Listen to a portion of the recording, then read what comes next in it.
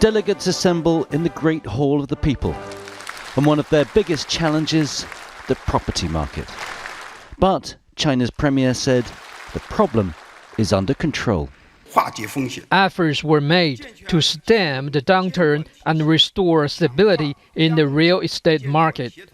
We reduced interest rates for housing loans and the ratios of down payments. But will the promise of tax cuts and lower interest rates help? It's too late for investors at the Evergrande Riverside Bay in northeastern China. The luxury seaside apartments were designed for affluent retirees. Now the entire complex is in ruins, and the development company collapsed with $300 billion of debt. And this isn't an isolated case.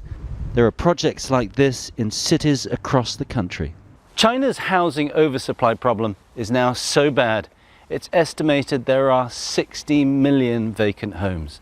That's enough to house an entire medium-sized country.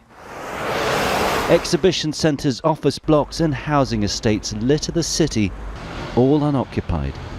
Mrs. Pan moved here several years ago to open a pizza restaurant, but there were never enough customers. Now she barely survives by providing catering services to sports clubs. Young people are leaving the city to find jobs outside, and more people are going to big cities, so fewer and fewer people are staying here to live and work. And all this development with no growth has come at a huge cost. China's building boom has left the real estate sector $7.8 trillion in debt, an amount the government can't just write off. If you have debt that's around 10% of the entire GDP just owing to the property sector, that is actually quite an amount that cannot just be absorbed by a single year alone. So it's clearly a multi-year cycle that we're talking about. So far, government stimulus has failed to kickstart the property market.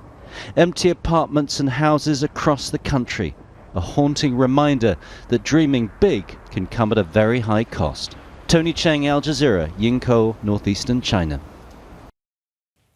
Make sure to subscribe to our channel to get the latest news from Al Jazeera.